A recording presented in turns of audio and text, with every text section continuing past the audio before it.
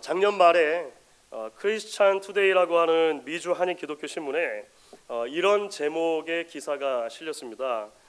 신년에 바란다. 이 기사 제목이었어요. 새해를 바라보면서 이제 목회자와 성도가 서로에게 기대하는 것이 무엇인가 이렇게 설문조사를 하고 그 설문조사에 근거를 해가지고 이제 기사를 써 놓은 것을 제가 보았습니다. 성도들이 목회자에게 가장 바라고 기대하는 것은 무엇이었을까요? 두 가지 항목이 이렇게 같은 이 숫자가 나왔는데요.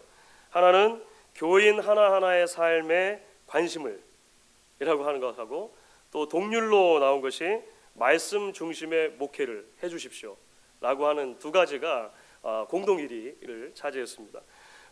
그 뒤로는 이 목회자로서 본이 되는 삶을 살기를 원합니다. 이런 이야기들이 있었고요. 주관식의 소수 의견도 있었습니다. 이게 사실 이제 앞에 말씀드렸던 거는 다 객관식으로 처리를 했던 것 같아요. 근데 주관식 소수 의견이 있었는데 이성 문제, 자기 자랑 금지, 이런 게 있었더라고요. 아마 이제 우리 현실의 반영이 아니겠는가 이런 생각을 합니다. 이런 반면에 목회자가 성도들에게 기대하는 바에 대해서 순위가 어떻게 됐을 거라고 생각하십니까? 사실 1위가 압도적이었습니다. 53%가 목사님들은 여기에다가 표를 하셨는데요. 주일 예배 지키기. 예, 많은 목사님들께서 이렇게 표를 하셨더라고요. 다음으로는 교회 활동에 적극적으로 참여하기, 기도하기, 11조하기 이런 이제 내용들이 뒤를 따랐습니다. 역시나 소수 의견도 있어요. 싸우지 마세요. 목사님들이 주관식으로 이렇게 쓰셨어요. 언행일치의 삶을 사세요. 뒤에서 목사 험담 금지. 이렇게 쓰신 목사님도 있었어요. 아마 이게 전부 다 우리 이민사회, 이민교회들의 그런 어떤 실제적인 그 정황들을 반영하고 있다 이렇게 생각이 됩니다. 사랑하는 여러분, 저희 교회는 두 해 전에 창립 30주년을 맞으면서 장기적인 교회가 나아갈 방향을 비전 스테이트먼트로 이렇게 함께 나눈 적이 있습니다. 전적으로 예수를 따르는 제자 공동체라고 하는 이 비전 스테이트먼트를 우리가 좀 장기적으로 이 해마다 표어가 바뀌는 것이 아니라 장기적으로 성경에 근거해서 하나님이 우리에게 원하시는 교회 모습을 그렇게 나눴던 것이죠. 그럼에도 불구하고 저는 해가 바뀔 때마다 마음속에 고민을 합니다. 무엇이냐면 전적으로 예수를 따르는 제자 공동체라고 하는 이 장기적인 비전을 다음 한 해를 사는 동안에는 조금 더 구체적으로 우리에게 어떻게 적용할 수 있을 것인가의 문제를 가지고 고민을 합니다. 한 해 동안 조금 더 집중해서 우리가 붙들어야 할 것은 무엇인가 이렇게 묵상을 하고 생각을 하는 것이죠. 지난 한 해 이제 새로운 해에 대한 생각을 하고 마음을 정리하고 이 꿈을 꾸면서 제게는 이런 한 가지의 기대가 말씀 가운데 떠오르게 되었습니다. 그것은 우리 삶 가운데 참 예배가 회복되기를 원하는 소망입니다. 말씀드린 예배라고 하는 것은 단순하게 주일 예배 지키기를 넘어서는 개념이라고 하는 것을 여러분 먼저 이해를 하시면 좋을 것 같아요. 성경이 말하는 대로 우리 삶 전체가 하나님이 기뻐하시는 참 예배로 회복되어지기를 원하는 것이죠. 가까이는 지난 한 해 동안, 조금 멀게는 지난 6년 동안 사역을 하면서 이제 제 개인적으로나 또는 우리 교회 전체로 보나 이러한 소망과 기대가 제 마음속에 들게 되었습니다. 그런 면에서 볼 때 저는 오늘 우리가 함께 읽은 히브리서의 본문이 이 한 해를 사는 동안 우리가 기억하고 붙들어야 할 참 예배의 모습이 무엇인가 잘 설명해 준다라고 생각을 합니다. 오늘 본문 가운데 히브리서 저자는요, 하나님께서 우리에게 기대하시는 예배 또는 하나님이 기뻐하시는 예배라고 하는 표현을 두 종류의 제사의 개념으로 설명을 합니다. 신약의 백성들에게 예배를 설명하는데 구약의 개념인 제사를 가지고 설명하는 거잖아요. 그 이유는 당시 1차적인 독자들이 구약 성경에 아주 익숙해 있는 유대인 그리스도인들이기 때문에 그렇습니다.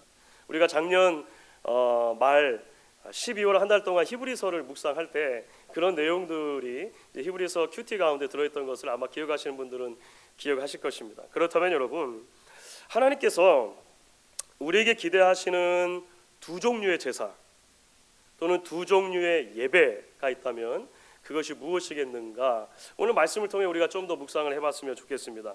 여러분, 첫 번째는 오늘 말씀을 통해 우리가 하나님을 향한 수직적인 예배라고 아마 처음은 정리를 할 수 있을 것 같아요. 우리가 함께 말씀을 읽었는데요, 15절 말씀 같이 한번 다시 읽어보도록 하겠습니다. 15절 저와 여러분이 같이 읽습니다. 그러므로 우리는 예수로 말미암아 찬송의 제사를 하나님께 드리자. 이는 그 이름을 증언하는 입술의 열매니라. 하나님께 찬송의 제사를 드리자라고 하는 개념이 등장하죠. 사실 우리가 드리는 예배에는 여러 다양한 요소들이 있습니다. 그렇죠? 기도도 있고 말씀도 있고 봉헌도 있고 성찬도 있고 찬송도 있고 그렇습니다. 그런데 왜 히브리서 저자가 굳이 꼭 집어서 찬송, 하나님을 향한 찬양의 예배, 찬송의 예배다 이렇게 이야기를 하는 걸까요? 우리가 이 부분을 좀 이해를 하려면 이 본문 자체가 구약적인 배경을 가지고 있다는 것을 좀 생각할 필요가 있습니다.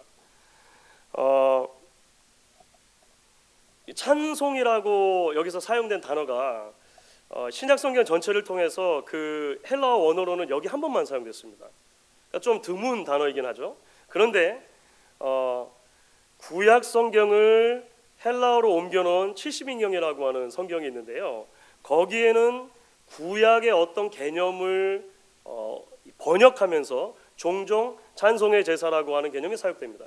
근데 그것은 구약에서 감사 제사 또는 감사 제물이라고 하는 표현이 있거든요. 그것을 옮길 때 찬송의 제사라고 옮겼다라고 하는 거예요. 자, 중요한 본문이 레위기 7장입니다. 레위기 7장을 보시면 아마 이해가 되실 거예요. 레위기 7장의 11절부터 21절까지 좀 긴 본문이긴 한데요, 여기에는 여러 종류의 제사가 설명이 됩니다. 그 여러 종류의 제사 가운데 특별히 화목 제사가 있다는 거예요. 화목 제사. 화목 제사가 뭘까요? 화목제.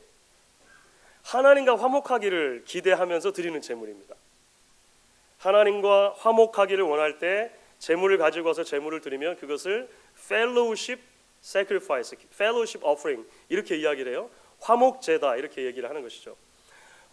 말씀드렸던 레위기의 본문은요, 그렇게 화목제를 드릴 때 감사제로 드릴 수 있다라고 설명을 하면서 어떤 절차를 통해서 그 화목제를 감사제로 드릴 건가 설명을 하거든요. 자, 본문을 조금 몇 개만 우리 찾아서 한번 읽어볼게요. 레위기 7장 11절부터 14절입니다. 본문이 이렇게 돼 있어요. 레위기 7장 11절부터 14절. 방금 말씀드린 내용을 기억하시면서 한번 읽어보시죠. 이게 쉽지는 않은 내용인데 한번 저와 여러분이 같이 한번 한 목소리로 읽어보겠습니다. 여호와께 드릴 화목제물의 규례는 이러하니라. 만일 그것을 감사함으로 드리려면 기름 섞은 무교병과 기름 바른 무교 전병과 고운 가루에 기름 섞어 구운 과자를 그 감사제물과 함께 드리고 또 유교병을 화목제의 감사제물과 함께 그 예물로 드리되 그 전체 예물 중에서 하나씩 여호와께 거제로 드리고 그것을 화목제의 피를 뿌린 제사장들에게로 돌릴지니라. 감사제물이라고 중간에 돼 있는 표현이 있죠. 감사제물이라고 하는 단어가 오늘 히브리서에서 말한 찬송의 제물, 찬양의 제물이라고 하는 단어와 같은 단어다, 같은 표현이다. 일단 이렇게 생각하시면 되겠습니다. 제가 왜 굳이 이 말씀을 저와 여러분 같이 읽도록 요청을 드렸냐면요, 자, 여러분 읽어보시니까 제사의 절차가 어떻게 느껴지십니까? 굉장히 복잡하죠. 무슨 말인지 하나도 모르겠죠. 사실 원래 화목제를 드리려면요, 기본적으로는 소나 양이나 염소, 짐승을 잡는 과정이 필요한데 그 과정은 여기서 생략돼 있어요. 그것도 굉장히 복잡하거든요. 생략된 이유는 뭐냐면 레위기 3장에서 이미 설명했기 때문입니다. 그 설명을 일단 전제하고 그 다음에 말하는 것이 무엇입니까? 기름 섞은 무교병, 기름 바른 무교 전병, 고운 가루에 기름 섞어 구운 과자, 그리고 유교병. 이게 뭔가 다 비슷한 것 같은데 좀씩 다른 레시피로 빵을 굽든지 전병을 만들든지 과자를 만들었다는 거예요. 이런 것들을 가지고 와야 예배가 된다는 것입니다. 그것도 이것을 드리는 방법이 있어요. 하나씩을 다 취해가지고 거제로 먼저 하나님께 제물을 드리라는 거예요. 이 거제가 뭐냐면요, 들어서 흔드는 거예요. 아래 위로 흔드는 것을 보통 거제라고 이야기합니다. 요제하고 좀 달라요. 요제도 흔드는데 좀 달라요. 거제는 높이 들어가지고 흔듭니다. 그리고 나서 어떻게 합니까? 그것을 이제 나눠 먹으라고 이야기하는데요. 오늘 읽지는 않았지만 나눠 먹는 것과 관련돼서도 규례가 있어요. 그렇게 고기나 빵을 제사 드린 사람과 제사장들이 나눠 먹을 수 있거든요. 이틀 안에 다 먹어야 합니다. 3일까지 남겨둬서 먹으면 무효. 무효, 이렇게 되는 거예요. 심지어 그 재물이 어떤 부정한 것에 닿으면 그것도 무효. 그러니까 재물이 부정한 것에 닿지 않도록 주의를 해야 했다라고 하는 것입니다. 여러분, 이것은요 우리에게 굉장히 복잡해 보이는데 유대인들에게 굉장히 익숙한 것이긴 했습니다. 유대인들은 이런 복잡한 과정을 통해서 하나님을 예배해야 한다고 생각했고 그렇게 예배하고 있었다고 하는 거예요. 히브리서 저자가 지금 하는 것은 무엇이냐면요, 유대인들이라면 누구나 알고 있는 그런 구약의 화목 감사 제물의 개념을 가지고 와가지고요 하나님을 예배하는 예배를 설명하는 거예요. 그런데 화목 제물 감사제를 드리는 것과 히브리서 저자가 말하는 하나님을 향한 감사 제사, 하나님을 향한 찬송의 제사와 아주 근본적인 차이점이 하나가 있습니다. 그 근본적인 차이가 뭘까요? 오늘 본문에 키가 들어있는데요, 예수가 차이점입니다. 예수. 그렇죠. 그것이 사실 히브리서 전체의 주제이기도 합니다. 예수 그리스도께서 온전한 제물이자 동시에 온전한 대제사장이 되셔서 십자가에서 단번에 완전한 제사를 드려주셨다는 거예요. 그래서 우리가 하나님께 나아갈 길이 열렸다라고 하는 것입니다. 그래서 예수 때문에 항상, 그렇죠? 그러니까 언제 어디서나 하나님께 그냥 나아갈 수 있는 그런 놀라운 특권이 우리에게 주어졌다라고 하는 거예요. 더 이상 복잡한 빵을 굽지 않아도 됩니다. 이거는 기름을 발라야 되나 섞어야 되나 고민 안 해도 돼요. 복잡한 짐승을 잡지 않아도 됩니다. 복잡한 절차와 여러 조건들을 거치지 않아도 되게 됐다는 거예요. 예수를 통해서 저와 여러분이 하나님을 언제라도 예배할 수 있는 놀라운 특권들을 가지게 되었다라고 하는 것이죠. 그래서 하나님을 향한 예배가 찬송의 제사라고 하는 것입니다. 그래서 하나님을 향한 예배가 감사의 제사라고 하는 거예요. 나의 공로가 아니라 하나님의 은혜로 우리가 예배하게 되었다는 것을 기억하는 것이죠. 자, 그렇다면 여러분, 우리가 이 놀라운 히브리서 저자의 발견을, 지적을 조금 더 구체적으로 어떻게 우리에게 적용할 수가 있을까요? 사실 구약적인 배경과 이런 여러 가지를 설명드릴 때 좀 복잡하다 아마 생각이 드셨을 것입니다. 이것을 우리는 우리에게 조금 더 쉬운 방식으로 적용을 할 수 있다 생각을 합니다. 무엇보다도 먼저 오늘 말씀을 통해 우리가 적용할 수 있는 것은 무엇입니까? 여러분, 이 한 해를 사는 동안 우리가 모여서 하나님 앞에 예배할 때마다 이 예배가 진정한 감사와 찬양과 감격이 있는 예배가 되기를 여러분 소망하고 기대해 주셨으면 좋겠습니다. 억지로 드리는 예배, 의무감으로 드리는 예배, 마지못해 드리는 예배가 아니라 뜨거운 찬양과 뜨거운 감격, 예수 그리스도 안에서 우리를 구속해 주시고 하나님의 자녀 삼아 주셔서 하나님께로 이제는 나아갈 수 있는 길을 열어주셨다라고 하는 그 놀라운 은혜 가운데 우리가 정말 힘을 다해 역동적인 예배를 하나님께 드릴 수 있으면 좋겠다라고 하는 것입니다. 말씀드린 대로 오늘날 구약과 비교해 보았을 때는요, 하나님을 예배하는 그것이 굉장히 단소해졌습니다. 그렇죠? 여러분 더 이상 시장에 나가거나 여러분 외양간에 가가지고 짐승을 안 잡으셔도 되잖아요. 그렇죠? 복잡한 레시피를 따라서 빵 안 가져오셔도 되잖아요. 이거를 며칠 안에 먹어야 되느냐 말아야 되느냐 막 고민 안 해도 되잖아요. 그냥 하나님께 나오면 되잖아요.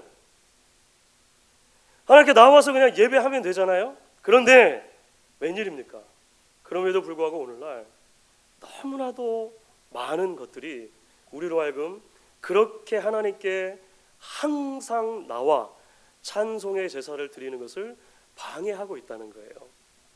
우리 삶에 눈에 보이게 눈에 보이지 않게 그런 예배를 방해하는 수많은 요소들이 산재에 있는 것을 우리가 보게 됩니다. 우리 삶에 닥쳐오는 여러 예기치 못했던 일일 수 있겠죠. 때로는 우리의 나태함일 수도 있을 것입니다. 때로는 우리 안에 생겨나는 의심과 불안일 수도 있을 것입니다. 그런데 여러분, 이 한 해를 사는 동안 여러분 함께 기대하시고 결단하실 수 있으면 좋겠습니다. 이 한 해 동안 하나님께 나와서 감사와 찬양의 예배를 드리는 것을 방해하는 모든 것들, 이 모든 것들과 내가 싸우며 하나님을 향한 예배의 자리를 지키고 이 예배가 온전히 하나님을 향한 찬송의 제사가 되게 하겠다라고 하는 결단들, 여러분 한 해의 첫 주일 예배를 드리는 이 시간 저 여러분 안에 있기를 간절히 소망합니다.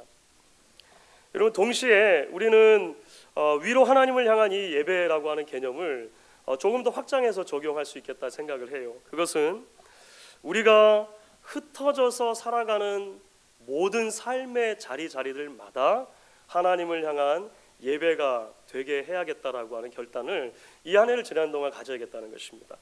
하나님의 백성들이 함께 한 자리에서 모여서 예배하는 이 공동체적인 예배, 공예배의 중요성은 아무리 강조해도 지나침이 없는 것 같아요.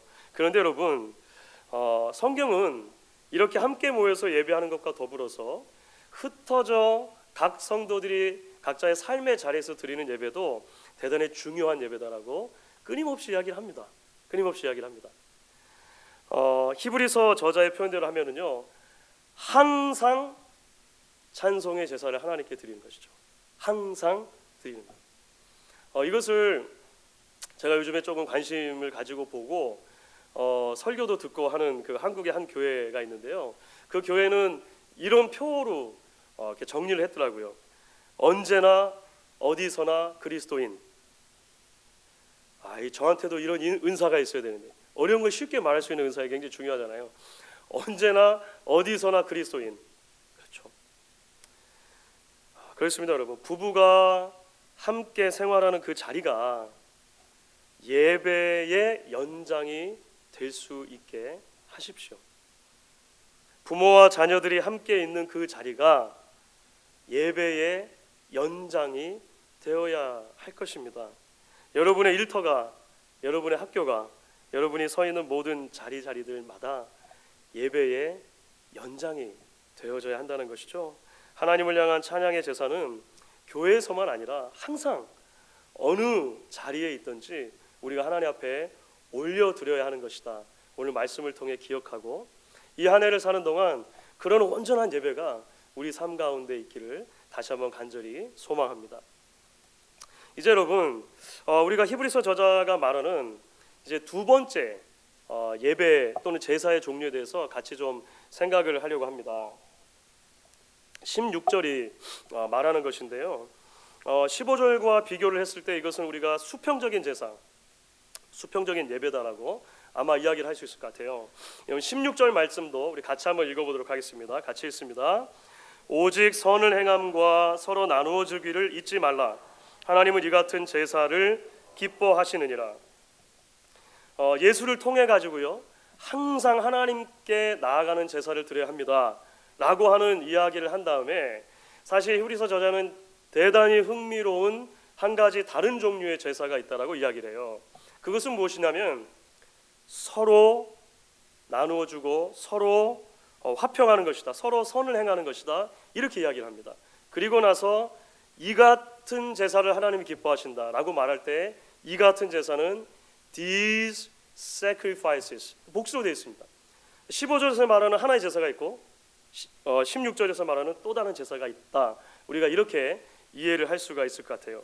다른 사람에게 선을 행하고 서로 나누어 주는 것, 그것이 바로 하나님 기뻐하시는 제사에 또는 예배에 서로 다른 동전의 두 양면과 같다라고 히브리서 저자가 이야기를 하는 것입니다. 사실 여러분, 이 개념도 구약적인 배경을 가지고 있어요. 이미 말씀을 사실 드렸는데요. 구약의 율법을 따라서 이제 그 제사를 드리면 거의 대부분의 제사가, 번제를 제외하고는 거의 대부분의 제사가 남은 음식이 생기기 마련이었습니다. 고기든지 떡이든지. 그러면 그 남은 음식들을 나누어 먹게 돼 있었다라고 말씀드렸죠. 그런데 구약에도 이미 그런 개념이 있습니다.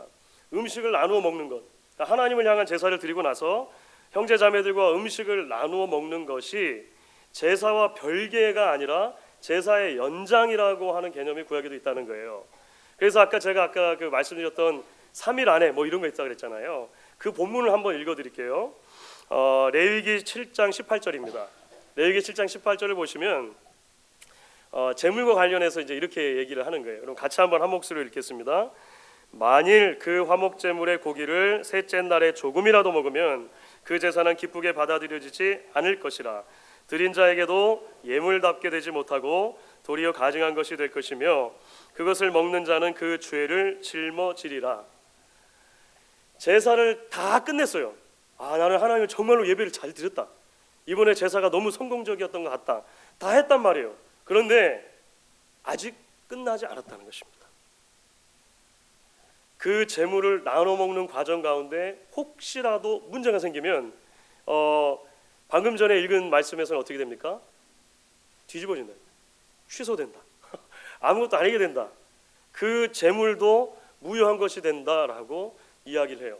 히브리서 저자는 여기서 한 걸음 더 나아가는 것입니다. 사실 히브리서 저자가 이야기하는 것은 제물을 나눠 먹는 방식, 어떤 방식으로 나눠 먹을 것인가, 더 정결한 방식 또는 율법을 따라, 이 개념을 넘어서서 이제 이렇게 말하는 것이죠.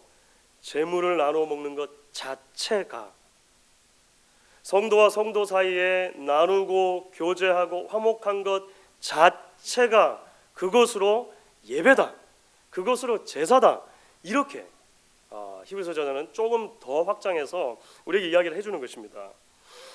사실 우리 교회는 전적으로 예수를 따르는 제자 공동체라고 하는 이 큰 비전을 이루기 위해서 5가지의 핵심 가치들을 같이 나누고 이야기를 합니다. 예배, 교제, 양육, 봉사, 선교라고 하는 5가지 핵심 가치들이 있고, 그 가치들에 대해서는 우리 나눠드린 요람에 보시면 비교적 잘 설명이 되어져 있습니다. 그런데 이것은 사실 편의상의 구분이죠. 이 모두가 따로 떨어져 있는 것이 아니라 서로 굉장히 밀접하게 관계가 돼 있다라고 하는 것을 우리는 먼저 기억해야 할 것이에요. 더군다나 히브리서 저자가 말하는 것을 보니까 예배와 교제 어떻습니까? 우리는 보통 어떻게 생각하냐면 예배는 예배고 교제는 예배가 다 끝나고 나서 하는 것이 교제라고 생각을 해요. 예배는 여기서 드리고 교제는 친교실 가서 밥 먹으면서 같이 하는 게 교제라고 생각하는 것이죠. 그런데 히브리서 저자의 말을 들어보니까 어떻습니까? 서로 다른 게 아니라는 거예요. 예배도 예배고 교제도 예배고 모두가 다 하나님이 기뻐 받으시는 제사라고 하는 거대한 그림의 한 모습들이다라고 하는 것을 보게 됩니다. 사랑하는 여러분, 저는 우리 교회가 모였을 때나 흩어졌을 때나 삶의 모든 자리로 하여금 하나님을 예배하는 것과 더불어서 이제 두 번째로 히브리서 저자가 이야기해주는 이 말씀의 도전에 우리가 꼭 마음을 쏟고 같이 이것을 붙들었으면 좋겠다 생각을 합니다. 여러분, 종종 이렇게 말씀하시는 분들을 보게 됩니다. 신앙생활을 왜 사람을 보고 해? 신앙생활은 하나님만 보고 하면 되는 거지. 이렇게 말씀하시는 분도 있어요. 왜 이렇게 말씀하시는지 충분히 이해가 됩니다. 어떤 일들을 겪으셨기 때문에 때로 이런 말씀을 하실 수밖에 없는지라고 하는 것도 종종 이해가 되기도 합니다. 그런데 여러분 아십니까? 건강한 신앙은 하나님만 바라보는 것으로 되지 않는다는 거예요. 성경은 한 번도 그렇게 말한 적이 없습니다. 이웃을 바라보아야 하고 신앙의 공동체를 바라보아야 한다라고 이야기를 해요. 심지어 히브리서 저자는 하나님께만 예배하는 것으로는 반쪽짜리 예배다 이렇게 말하라. 우리 예배가 온전한 예배가 되려면 하나님을 예배하는 것과 더불어 온전한 나눔과 온전한 교제, 온전한 성도 사이의 화목이 필요하다라고 하는 것을 우리에게 이야기를 하는 것이죠. 그런 의미에서 여러분, 저는 이 말씀을 조금 더 구체적으로 이 한 해 동안 우리가 적용할 수 있기를 바랍니다. 그것은 우리 교회가 조금 더 환대하는 교회, 친절한 교회가 되었으면 하는 소망과 바람이 제게는 있습니다. 언젠가도 한번 소개를 해드렸던 것 같은데요. 정현종 시인의 방문객이라는 시가 있습니다. 저 참 좋아하는 시인데요. 방문객이라는 시가 이렇게 되어 있습니다. 사람이 온다는 건 실은 어마어마한 일이다. 그는 그의 과거와 현재와 그리고 그의 미래와 함께 오기 때문이다. 한 사람의 일생이 오기 때문이다. 부서지기 쉬운, 그래서 부서지기도 했을 마음이 오는 것이다. 그 갈피를 아마 바람은 더듬어 볼 수 있을 마음. 내 마음이 그런 바람을 흉내낸다면 필경 환대가 될 것이다. 저는 그 환대, hospitality라고 하는 개념에 대해서 이처럼 아름답고 명확하게 설명한 것을 잘 보지 못한 것 같아요. 그럼 환대가 무엇입니까? 친절하게 대하는 것은 무엇입니까? 한 사람이 과거와 현재와 미래를 가지고 우리에게로 왔다는 사실을 기억하는 것입니다. 거기로부터 출발해요. 그 사람이 가진 상처와 아픔들이 있음을 이해하고 그 아픔들의 갈피를 더듬어서 그것을 내가 함께 품으려고 하는 것, 이 열린 마음으로부터 진정한 친절과 진정한 환대가 출발된다는 것이죠. 예수님께서 저와 여러분을 그렇게 받아주셨습니다. 예수님께서 저와 여러분을 그렇게 환대해 주셨습니다. 하나님께서 우리에게 은혜를 주셔서 지난 수년 동안 계속해서 새로운 성도들을 보내주셨습니다. 저도 필라델피아에 이제 살게 된 지가 20년이 꼭 채워지고 넘어가게 됐는데요. 여러분들 대부분 체감하시겠습니다만 지난 거의 한 10년 정도의 기간 동안에 저희 필라델피아에는 거의 이민의 유입이 없습니다. 저희 필라델피아의 이민 사회는 이제 거의 닫혀진 이민 사회의 데모그래픽을, 그 인구 통계를 가지고 있다고 해도 아마 과언은 아닌 것 같아요. 그런 와중에서도 하나님께서 조금씩 새로운 성도들을 보내주시고 등록하게 하시고 함께 하나님의 교회를 세워갈 수 있는 기회를 주시는 것, 그것 자체만으로도 사실 여러분 얼마나 감사한 일인지 알 수 없습니다. 그런데 여러분, 우리는 참 많은 경우에 있어서 익숙한 것을 편하게 생각합니다. 그렇죠. 그래서 한 주간의 삶이 전쟁터와 같은 삶, 우리의 삶의 자리들에서 살다 보면 교회에 왔을 때 이 한 번만이라도, 교회에 왔을 때만이라도 나하고 편한 사람들, 친한 사람들, 대화가 좀 더 쉽게 될 수 있는 분들과 같이 있기를 소망합니다. 이해가 되죠. 당연히 그럴 수밖에 없는 것이죠. 그런데 여러분, 그러한 익숙함과 편함에 대한 추구가 우리를 배타적이거나 폐쇄적인 공동체가 되게 하도록 그렇게 해서는 안 될 것입니다. 새로 교회를 찾는 분들에게 좀 더 마음을 열고 나아갈 수 있는 교회, 그 사람의 과거와 현재와 미래 전부를 조심스럽게 알아가는데 힘을 쏟는 교회, 그래서 하나님 안에서 참된 교제와 나눔이 확장되어져 가는 교회, 저는 우리 교회가 말씀의 원리를 따라 그런 교회로 세워질 수 있기를 소망하고 꿈을 꿉니다. 우리 기존 성도들 간에 진정한 친절과 진정한 환대가 필요할 것입니다. 조금씩 우리의 교제 범위들이 넓어지는 것이 필요할 것입니다. 동시에 하나님께서 우리에게 보내주시는 새로운 생명들, 가정들, 성도들에게 사랑으로 다가가서 먼저 교제의 손을 내미는 예수님께서 기뻐하신 그런 참된 나눔의 제사가 실제적으로 올 한 해를 사는 동안 우리 공동체 안에 있기를 간절히 기대하고 소망하는 것입니다. 여러분, 이제 말씀을 정리하도록 하겠습니다. 새해를 시작하면서 여러분, 우리가 말씀을 통해서 우리에게 주신 하나님의 기대를 봅니다. 여러분, 사실 기대라고 하는 것은 사랑이고 관심이죠.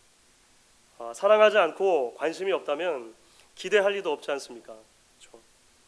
우리를 사랑하시는 하나님께서 우리의 삶 가운데 온전한 예배가 회복되기를 기대하고 바라신다는 것을 우리가 말씀을 통해 함께 듣게 되었습니다. 모였을 때나 흩어졌을 때나 삶의 모든 자리가 예배로 드려지기를 기대하시는 것이죠. 편견과 차별과 시기와 질투가 가득한 이 세상에서 온전한 나눔과 교제가 있는 참된 환대의 공동체, 우리 교회가 될 수 있기를 기대하시는 것입니다. 그래서 오늘 제목과 같이 여러분, 다시 예배입니다. 예배입니다. 우리 삶 전체가 하나님이 기뻐하시는 온전한 예배로 올려드려질 수 있는 한 해가 될 수 있기를 우리가 함께 마음을 품고 하나님 앞에 나아갈 수 있기를 주의 이름으로 간절히 축원하겠습니다.